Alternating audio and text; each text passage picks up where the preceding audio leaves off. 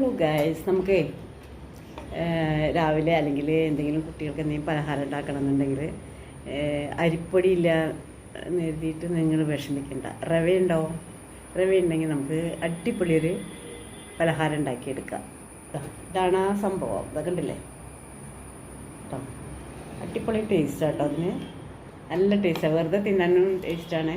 നിങ്ങൾക്ക് ബീഫിലോ ചിക്കനിലോ അല്ലെങ്കിൽ വെജിറ്റബിൾ കുറുമയിലോ എന്തിൽ വേണമെങ്കിലും നമുക്കിത് കഴിക്കാൻ പറ്റും കേട്ടോ. അതേ കണ്ട ഉള്ളിങ്ങനെ ഇതായിട്ട് വരും.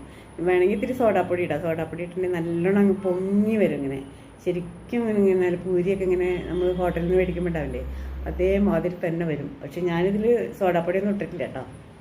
അതുകൊണ്ട് ഇതാ ഇങ്ങനെ ഉണ്ടാക്കിയിട്ടതാ. വെറുതെ തിന്നാൻ തന്നെ നല്ല ടേസ്റ്റാണ് കേട്ടോ. അപ്പോൾ നിങ്ങളെല്ലാവരും ഒന്ന് ഇതേപോലെ തന്നെ ഉണ്ടാക്കി ഫീഡ്ബാക്ക് അറിയിക്കാൻ മറക്കരുത്. Thanks for watching video.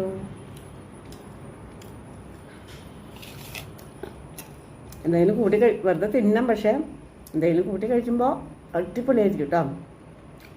നിങ്ങൾക്ക് ബീഫൊക്കെ ഇഷ്ടമുള്ളവർ ബീഫ്, ഞാൻ ബീഫ് കൂട്ടില്ല. ചിക്കനും മട്ടനുമാണ് എൻ്റെ ഫേവറേറ്റ്.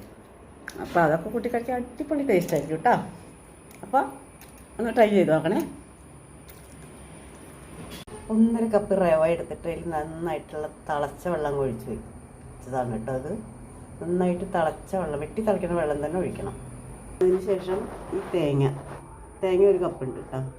ചെറിയ ഉള്ളി 2-3 ചുളയുണ്ട്. ഇത്തിരി ജീരകം ഇട്ടിട്ടുണ്ട്. ഇത് നമുക്കൊന്ന് ചതച്ചെടുക്കാം, അരയ്ക്കണ്ട. തെരുതെരുപ്പായിട്ടൊന്ന് എരിശ്ശേരിക്കൊക്കെ അരക്കില്ല, അതേപോലെ ആക്കിയാൽ മതി. നമുക്കിത് നന്നായിട്ടൊന്ന് കുഴച്ചെടുക്കണം കേട്ടോ. അങ്ങനെ കുഴച്ച് കേട്ടോ, നന്നായിട്ട് കുഴച്ച് ഈ തേങ്ങ ഞാനിതിലേക്ക് ചതച്ചിട്ട് ഇതിലേക്ക് ഇട്ടിട്ടുണ്ട്. തേങ്ങ, ചെറിയുള്ളി, ജീരകം, ഉപ്പ് ആവശ്യത്തിന് ഇടാൻ മറക്കല്ലേ. ഇത് നമ്മൾ ചെറിയ ബോളാക്കിയിട്ട് ഏതെങ്കിലും ഒരു പ്ലാസ്റ്റിക്കിൻ്റെ കവറിൽ വെച്ചിട്ട് ഇതുകൊണ്ടൊന്നിങ്ങനെ മൂടിയിട്ടൊന്ന് പ്രസ് ചെയ്യണം കേട്ടോ. അങ്ങനെ പ്രസ് ചെയ്യാം. അപ്പം നമുക്കിതെങ്ങനെ കിട്ടും. വെളിച്ചെണ്ണ ഞാൻ ചൂടാവാൻ വെച്ചിട്ടുണ്ട്, അതിലേക്ക് ഇട്ട് കൊടുക്കാം. അപ്പോൾ ഇതാ ഇങ്ങനെ പരത്തിയത് നമ്മൾ ഇട്ട് കൊടുക്കാം.